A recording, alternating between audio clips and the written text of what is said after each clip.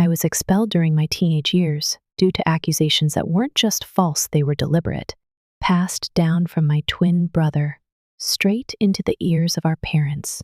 It's strange how pain lingers in the quiet moments, and for me, it's the 28-year-old version of myself who still feels the sting of being left behind. My brother and I were raised by our parents, our mother in particular, and from the very beginning, we were compared like two sides of the same coin, except one side always seemed shinier in their eyes. He was the golden one, the scholar, the promise.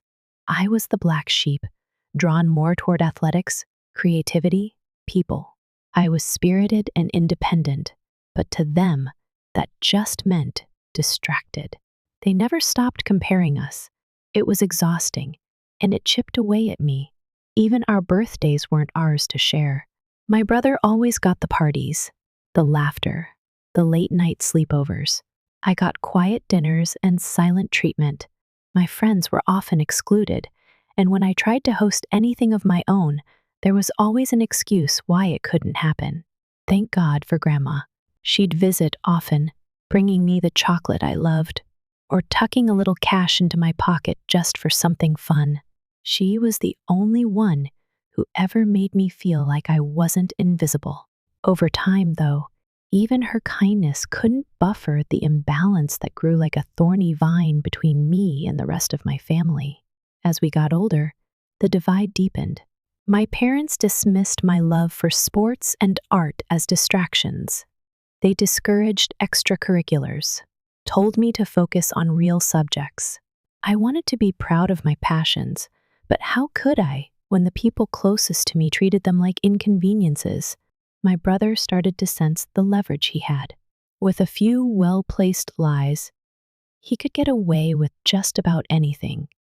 He'd borrow things and let the blame fall on me. He twisted facts, manipulating our parents with ease.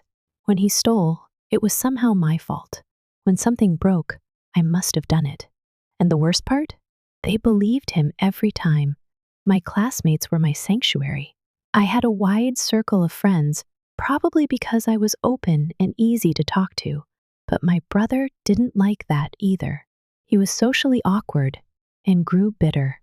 At some point, that bitterness turned into something darker. I'll never forget our 14th birthday. No one showed up to his party. I don't know why, but while he waited at home with untouched cake, I was out with friends, eating ice cream and laughing. That day broke something in him. He became cold, and he started planting stories telling people I was spoiled, violent, unstable. At first, I brushed it off as pettiness, but it got worse. He began showing up with bruises. I didn't understand what he was doing until it was too late. He'd hit himself, then claim I did it. He'd bruise his shoulder playing soccer and say I threw something at him. I was stunned, horrified. People believed him, classmates, teachers, even my friends. Whispers spread through the halls like smoke. Invitations stopped. Conversations turned stiff. I became the villain in a story I didn't even know was being written. When I finally asked a friend what was going on, she hesitated, then told me everything. My brother had been saying I was abusive, controlling, dangerous. My stomach dropped. It was betrayal I couldn't wrap my head around. How could someone I'd grown up with, shared everything with, do this to me? I confronted him the next day. I begged him to tell me why. He just smirked and said, "Die alone." I was speechless, shaken. I considered going to my parents, but fear stopped me. I already knew where their loyalties lay. The silence hurt more than the lies. My brother's war against me had worked. Eventually, even the school took notice. The rumors reached the principal. He called a meeting with me, my brother, and our parents. I sat there, heart pounding, praying. He'd finally admit the truth. He didn't. He doubled down, claiming I'd abused him for years, behind closed doors. My mom burst into tears. My dad praised him for being brave enough to speak up. I tried to defend myself, but the more I spoke, the more they recoiled. They looked at me like I was a stranger. My principal stared with disappointment. as he issued my punishment, a 10-day suspension. I cried, pleaded, but nothing helped. I remember thinking, this is how it ends. I'm drowning, and no one sees it. That night, I went home hoping for understanding.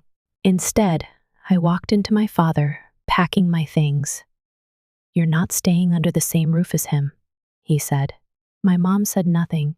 My brother watched from the stairs, blank-faced.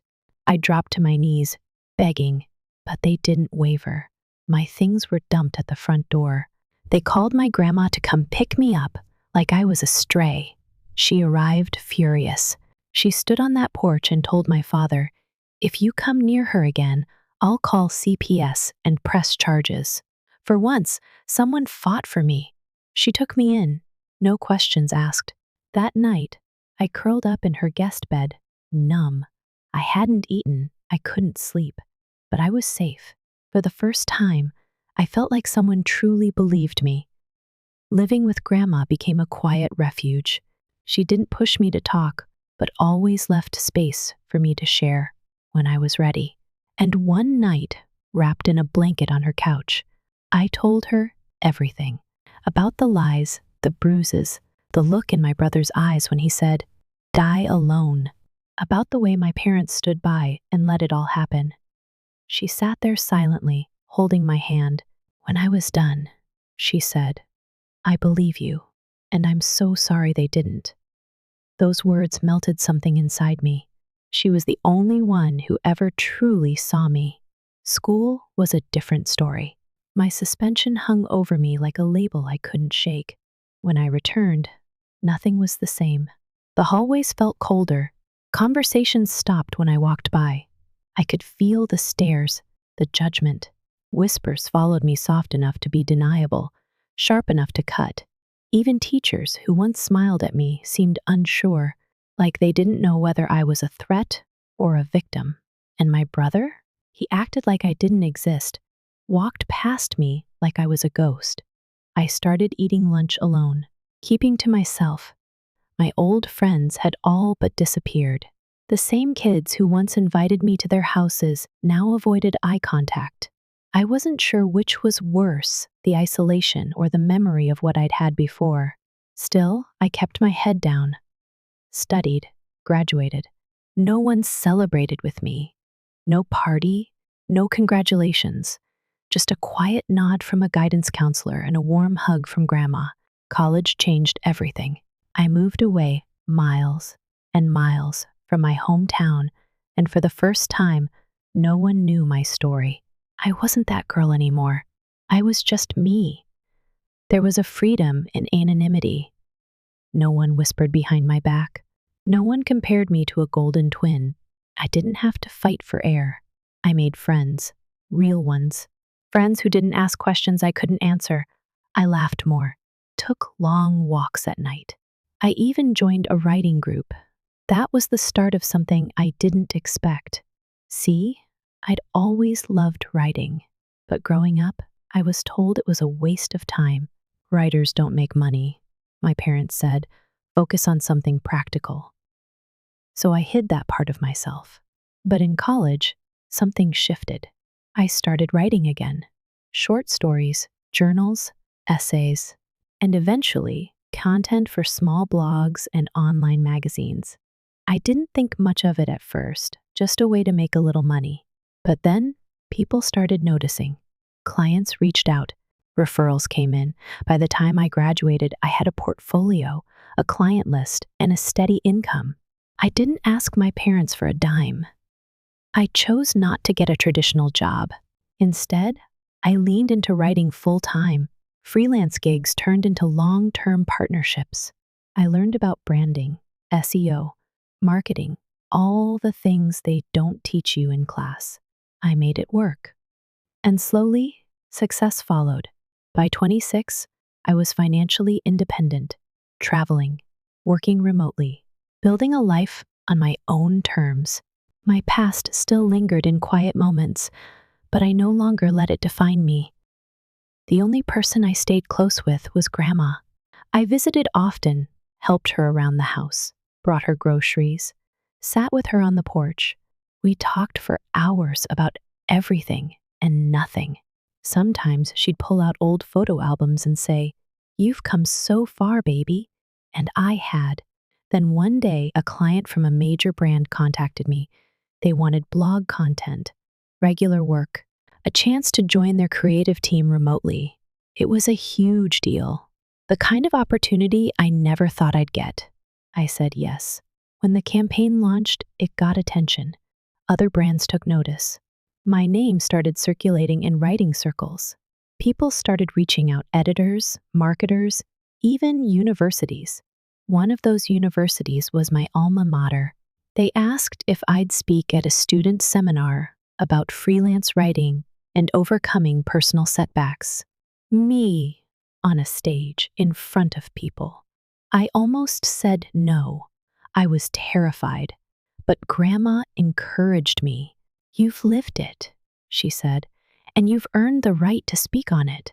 So I went, standing on that stage, looking out at students who might be where I once was. It shook me, but I told my story. The pain, the lies, the healing, and the way writing became my anchor. When I finished, the room was silent. Then came the applause. Not just polite claps, but real, heart-full applause. For the first time, I felt seen, not as a victim, but as a survivor. Clips from the seminar circulated on social media. I started getting interview requests. My inbox filled up with messages, some from strangers, some from old friends, and a few from people I hadn't heard from in years. One afternoon, after a long workday, I noticed I had 6 missed calls from my mom. My heart dropped. We hadn't spoken in years. She hadn't called since the day they threw me out. I stared at the screen, unsure what to do. Then, a message appeared. "Can we talk?" I hesitated. Everything inside me screamed caution, but curiosity won. I called her back. Her voice was quiet at first. "I saw your seminar," she said. "We saw it on TV. You're doing really well," my father chimed in.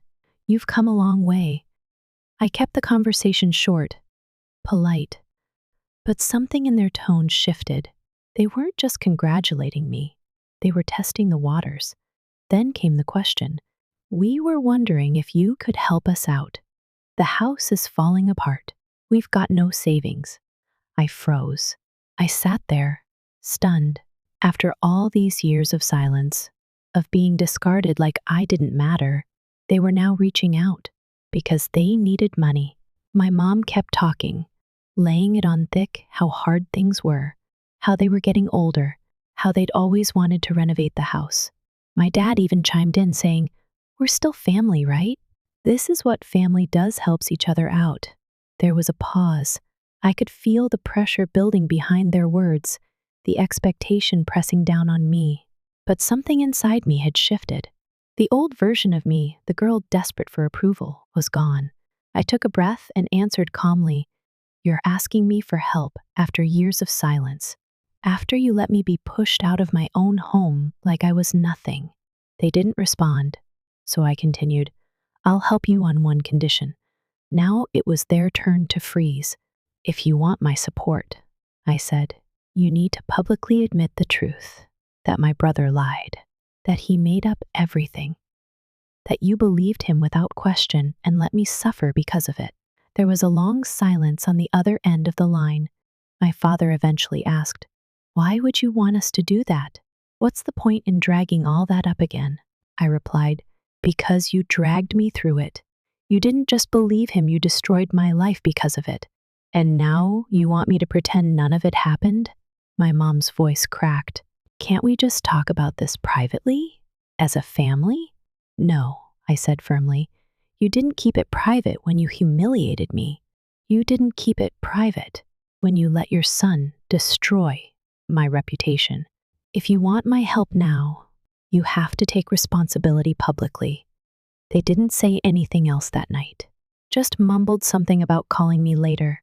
They never did, but my brother did. A week later, he sent me a message. "Hey sis, it's been a while. I heard from mom and dad that you're being difficult. I just want you to know we're all struggling. I thought maybe it was time to let go of the past. You've done well for yourself. Maybe it's time to help out. You're single, no kids, right? What's stopping you?" The audacity nearly knocked the breath out of me. No apology, no remorse, just entitlement and manipulation, like nothing had happened. It made my decision even easier.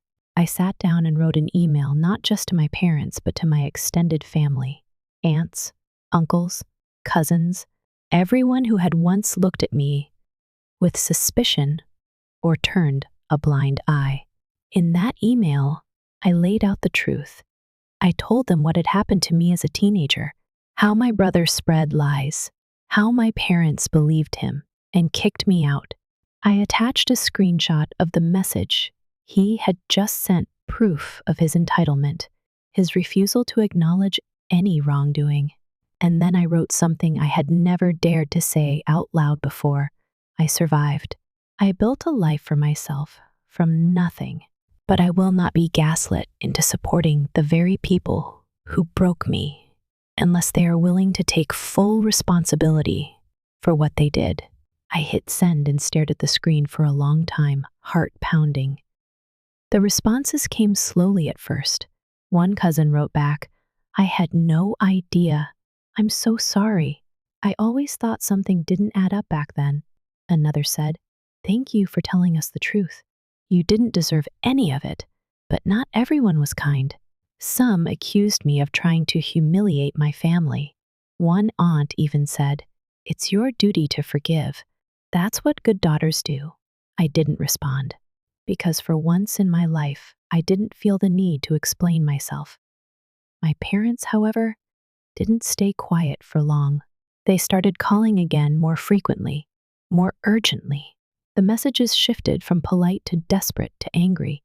My mom left voicemails crying. My dad texted, "You've made your point. Now it's time to come back to the family."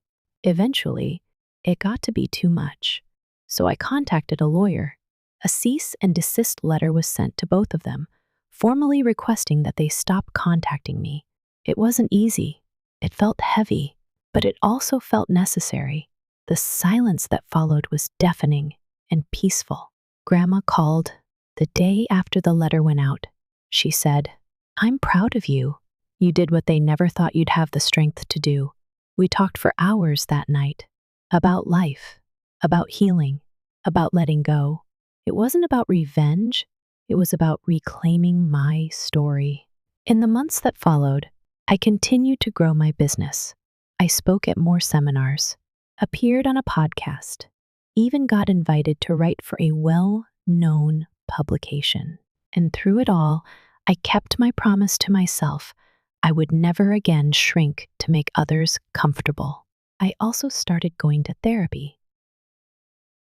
For the first time, I unpacked everything I had been carrying: the guilt, the loneliness, the betrayal. And slowly, I began to forgive not them, but myself for ever believing I was unworthy of love.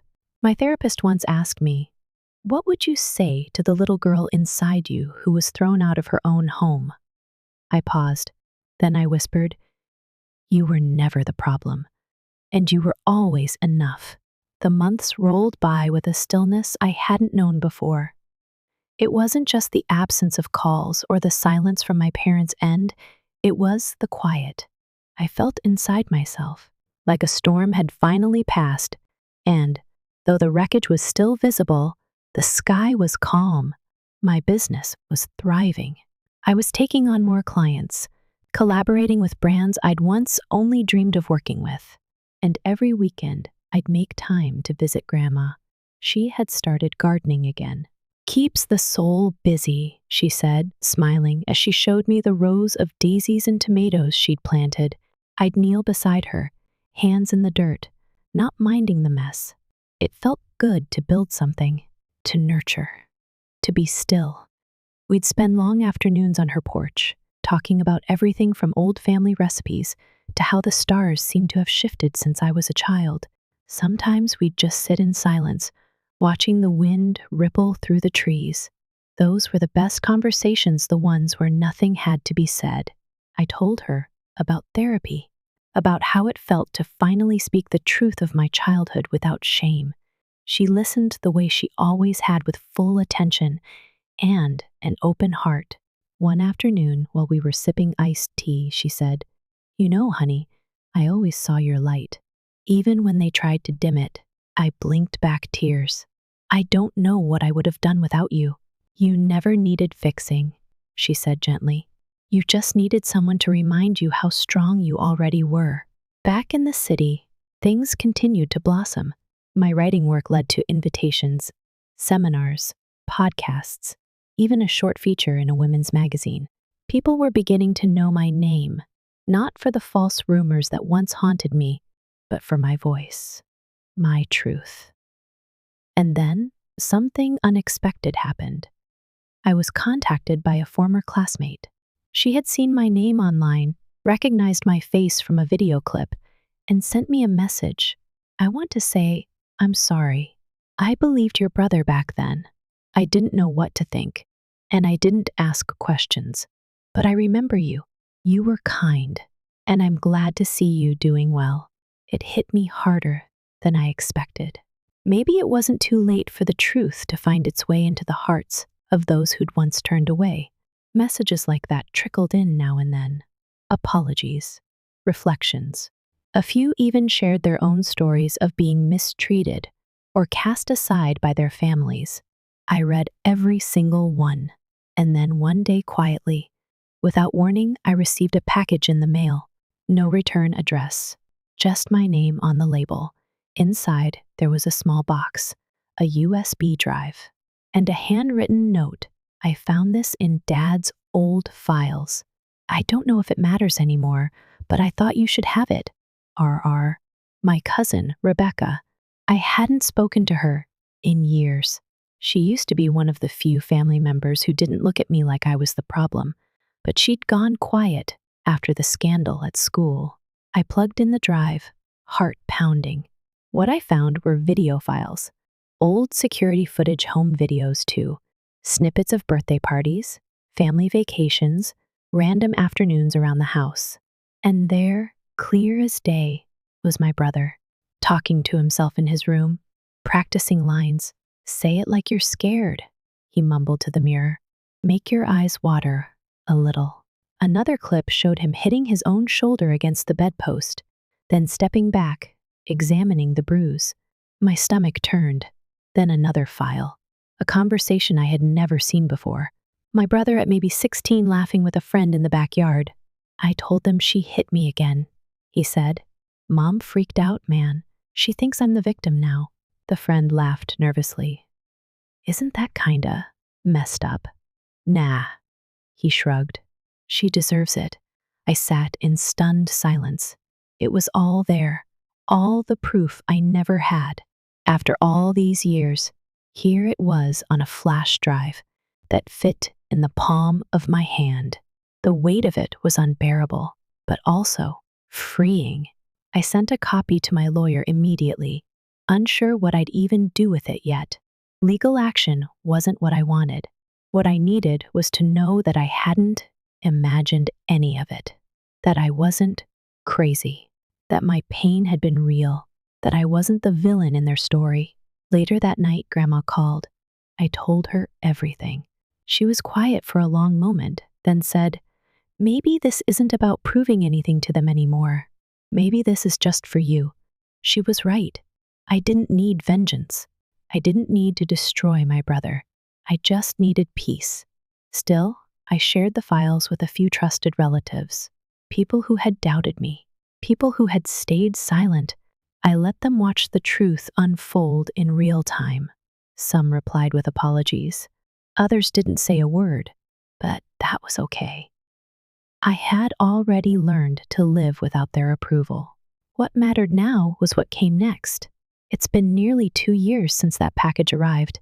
2 years since I finally held the truth in my hands. And in that time, something incredible happened. I stopped needing closure from the people who hurt me because I found peace in something far more powerful. Knowing my truth and choosing to live it. After sharing the videos with a few relatives, the response was quieter than expected. Some were stunned. A few apologized. Most said nothing. But I didn't feel angry anymore. I just felt done. My lawyer kept the evidence on file in case my parents or brother ever tried to smear me again. But they never did, not once. Since the cease and desist letter and that quiet exposure, the silence from their end became permanent. It wasn't sad. It was relief. I focused on work, on travel, on writing stories that mattered, and most of all on Grandma. She turned 80 this past spring. We had a picnic in her garden, surrounded by the blooming flowers she loved so much. Just the two of us, some lemon cake, and an old record player humming soft jazz in the background. She held my hand and said, "You made it, sweetheart. You really did." And I had. Not because I'd become successful, not because people were finally listening, but because I had become the version of myself that little girl inside me had always needed: strong, honest, and free. One afternoon in early summer, I got a call from a nonprofit focused on youth mental health. They'd read one of my articles about emotional abuse in families and wanted me to speak at a community event. At first, I hesitated. Public speaking still made my chest tighten. But then I thought about all the kids who might be sitting in that audience. Kids like I once was confused, cast aside, questioning their worth. So I said yes. The day of the event, I stood behind the podium, hands trembling slightly, and began with these words. I was kicked out of my home at 17 because someone told a lie, and the people who were supposed to love me the most believed it. The room went still. I told my story not to seek sympathy, but to offer solidarity, to say, "You're not alone, you're not crazy, and you are not the problem." When it was over, a young girl came up to me with tears in her eyes. She whispered, "That's my story too. Thank you for saying it out loud." I hugged her. No words needed. It was in that moment I knew all the pain I had carried. It had a purpose. And maybe part of that purpose was to help others find their voice before they forgot how to use it. Weeks passed. I kept getting messages, emails, letters, even handwritten notes sent to my P.O. box. People sharing their own stories, thanking me for mine. And then, just when I thought my family chapter had fully closed, another message arrived. From my brother. It was short, almost cold. "I saw the video. I know what you shared. You made me look like a monster, but maybe I was one. I don't expect forgiveness. Just do what you need to do." I stared at the screen for a while. I didn't feel anger. I didn't feel joy. I felt still. I never responded. Not because I hate him, but because some doors don't need to be reopened. Some wounds are better left to scar over gently. Grandma and I still talk every week. She keeps me grounded. When things get busy or overwhelming, she reminds me to take walks, drink tea, and talk to the trees like we used to. I've started volunteering, now writing support letters for teens aging out of foster care, helping them find their way through words. I know what it feels like to be abandoned, and I know how much it means to have even one person say, "I believe you." My home now is small, quiet, and filled with light. I keep photos of Grandma by the windowsill. A little cactus we planted together sits on the kitchen table, and on my bookshelf, tucked between old journals, is that USB drive. Not out of bitterness, but as a reminder, the truth always finds its way through. And sometimes, the greatest act of love is simply choosing yourself. As we move through the different seasons of life, one of the hardest truths we come to accept is that the people we trust most can sometimes hurt us the deepest. This story is not just about betrayal, it's about resilience. It reminds us that even when the truth is buried under lies, even when those closest to us turn their backs, healing is still possible. The journey this storyteller endured, being cast out, silenced, and slandered by her own family could have broken her spirit. But instead, she found strength in herself, in the quiet wisdom of her grandmother, and in the power of her own voice. With time, she turned her pain into purpose, becoming a source of strength for others who had also been cast aside. For those of us who have lived long enough to see both the beauty and the cruelty of family, this story speaks to the importance of choosing peace over proving a point, and of surrounding ourselves with people who see us, hear us, and love us without condition. Have you ever been hurt by someone you once trusted? What gave you strength to move forward? Share your story in the comments. I'd love to listen.